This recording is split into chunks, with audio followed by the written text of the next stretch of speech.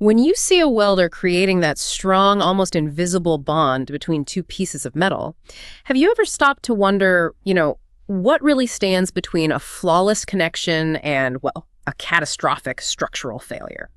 Often the unsung hero, or maybe the villain, is just a humble consumable. Today, we're taking a deep dive into the fascinating and honestly surprisingly complex world of manual metal arc welding, MMA as it's known, and specifically we're looking at the electrodes themselves. We've gathered some fantastic sources that really peel back the layers on these essential tools, right, from their beginnings up to their intricate chemistry. Right, and our mission today really is to help you understand not just what these electrodes are, but why they behave the way they do. And crucially, how choosing the right one and, importantly, treating it correctly is just absolutely vital for weld quality, safety, and even the welder's productivity. Get ready for some aha moments about something that, might seem pretty simple on the surface. Okay, let's unpack this then. When we talk about an MMA electrode, it's easy to picture just like a bare metal rod, isn't it? And that's pretty much how MMA welding started, way back in 1888. But what really jumped out from the material was how the game completely changed in the early 1900s. That's when they invented coated electrodes. A real turning point for welding, apparently. Exactly. Yeah, what's fascinating is how deceptively simple the basic design is, yet how profoundly crucial it became. So an MMA electrode, it starts with a core wire, typically just a standard low-carbon steel wire, usually, maybe 2.5 to 6 millimeters in diameter, 350 to 450 millimeters long, just a piece of metal. But the real magic, the bit that refines the weld quality and makes the whole process work effectively, is the extruded flux coating around that wire. That coating, that's where all the engineering happens. Okay, so if the core is just a basic wire, why is that flux coating so incredibly important? What does it actually do for the welder? Well, think of that flux coating as like a multi-tool for welding. It performs several vital functions all at once. First, it makes igniting the arc easy and keeps it stable, so you can actually start and maintain your weld properly. Second, and this is absolutely crucial, it generates a protective gas shield right around the molten weld pool. This shield keeps out nasty stuff like oxygen and nitrogen from the air. Without that shield, you'd end up with a really brittle, porous weld, totally useless for anything structural. Right, contamination. Precisely.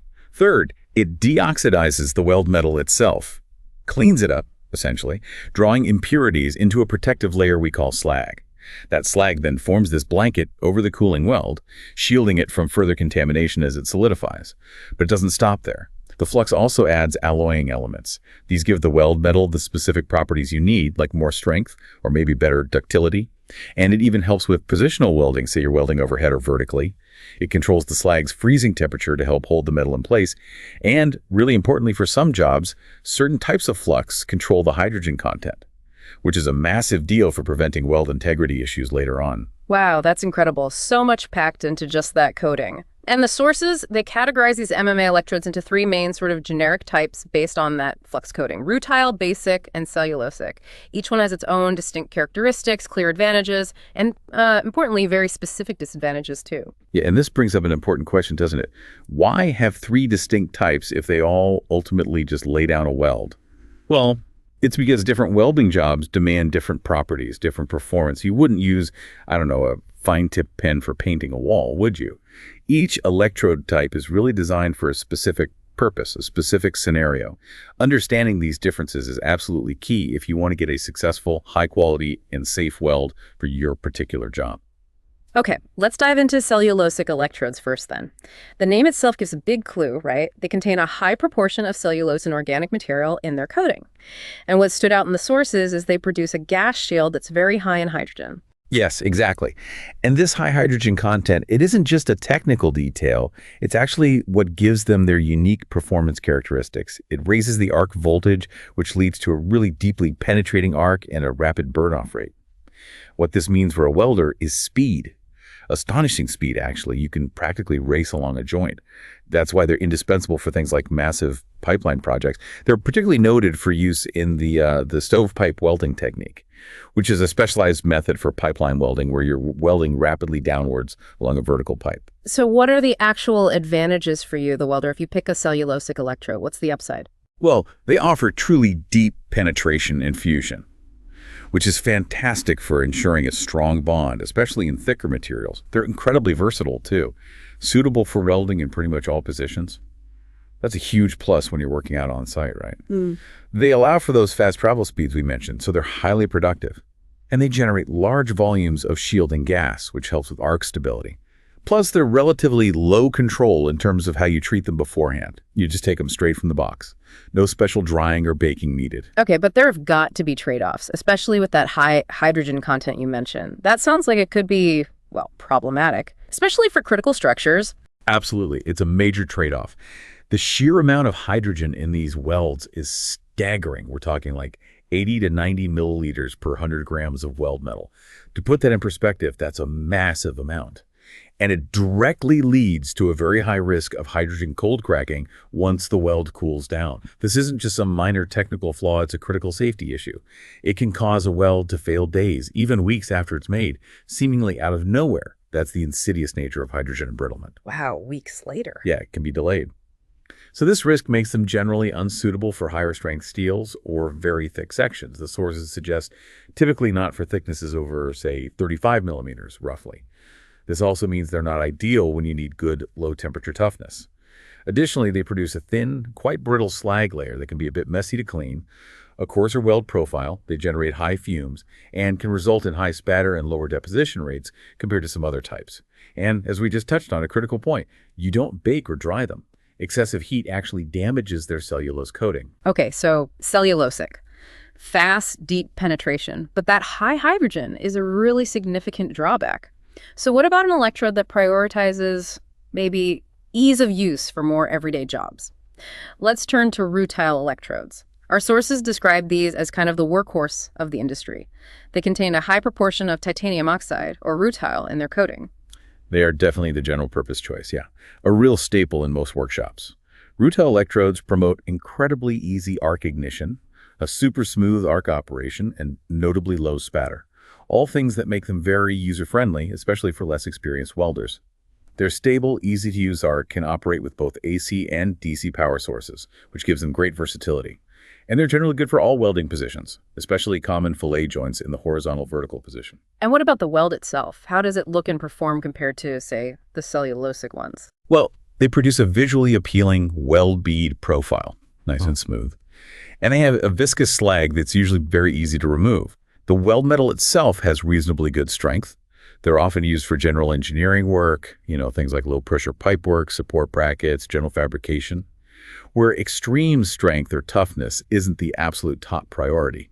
Their hydrogen content is significantly lower than cellulosic, typically around 25-30 milliliters per 100 grams, which is, a step in the right direction, but it's still not considered truly low hydrogen for critical applications.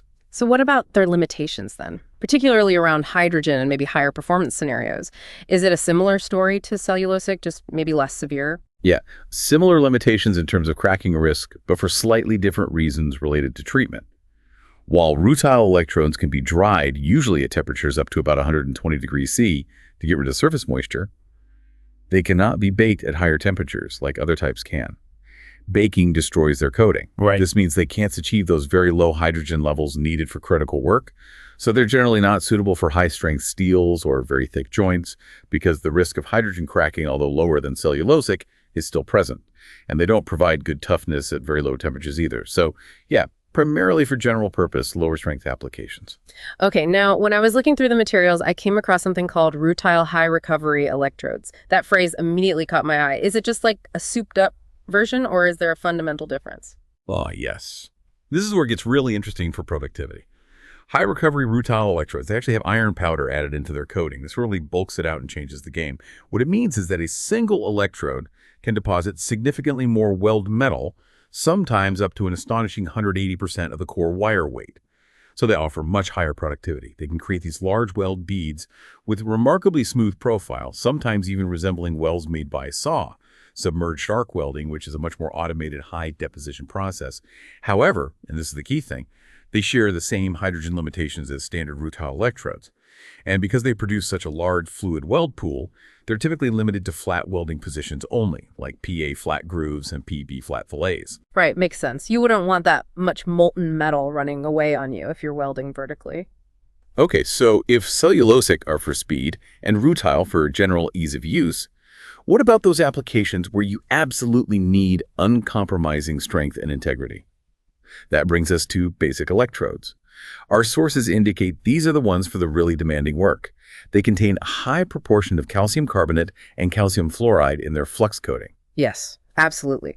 These are your go-to for high-quality critical welds. We're talking high-pressure pipework, pressure vessels, bridges, offshore structures, very thick section steel, high-strength steels, the serious stuff.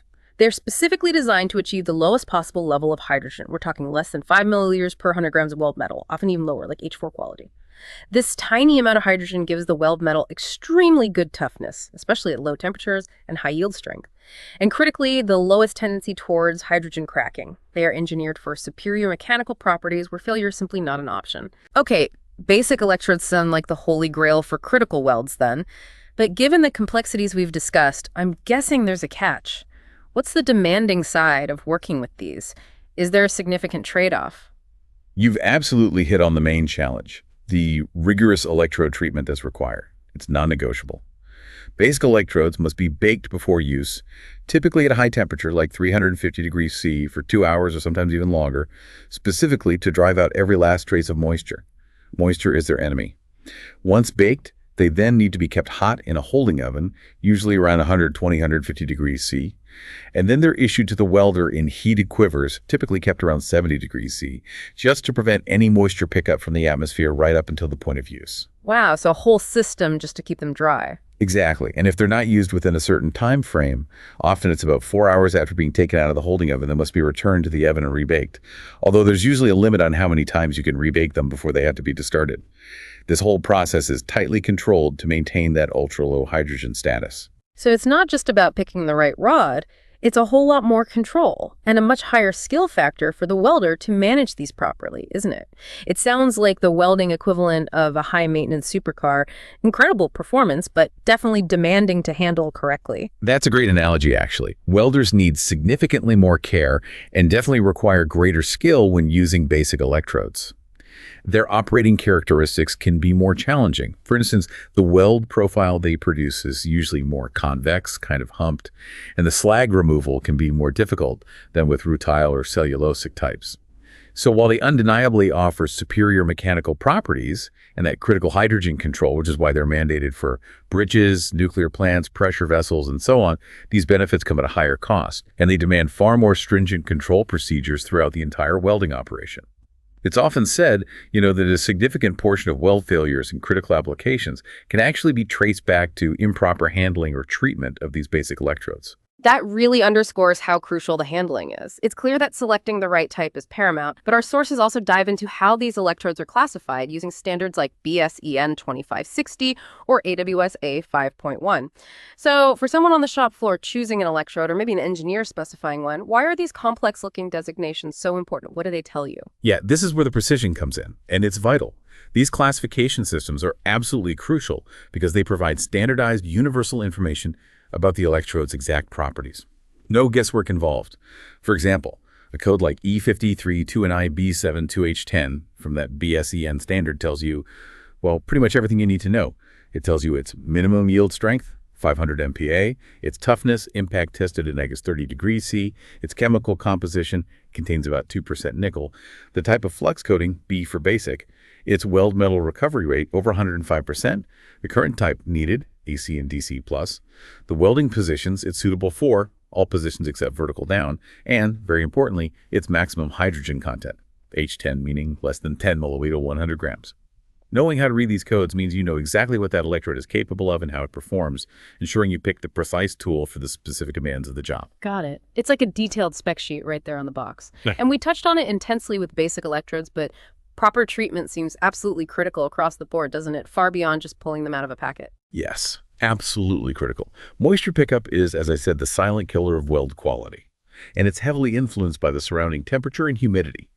A humid workshop is bad news if electrodes aren't handled right. Our sources are very specific about the rules for each type. Cellulosic, remember, used straight from the box, heat actually damages their coating.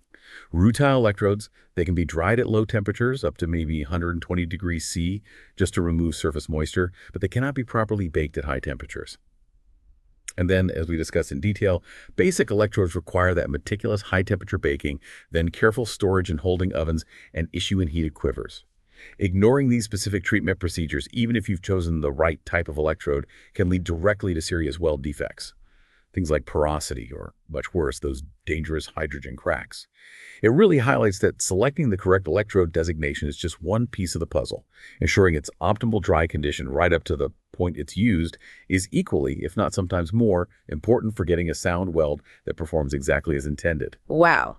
What an incredible deep dive into M&A welding consumables.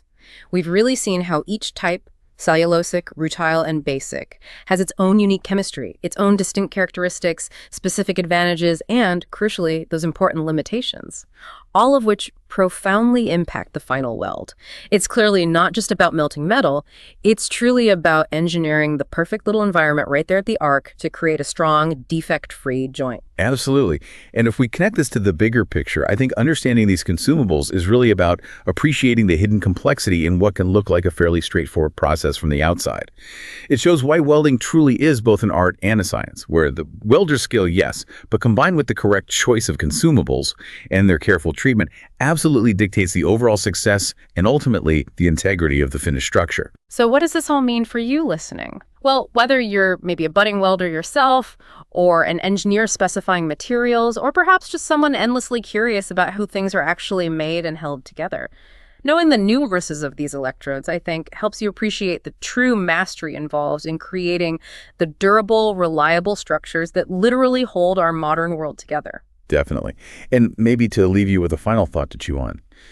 Given how incredibly specialized each of these electrode types is tailored for different materials, different welding positions, different strength requirements, how might innovations in electrode design continue to push the boundaries of what's possible in manual metal arc welding? Could we perhaps see future developments that manage to blend the best features of these distinct types, maybe creating new hybrid consumables that are somehow both extremely high-performing and much more user-friendly or forgiving?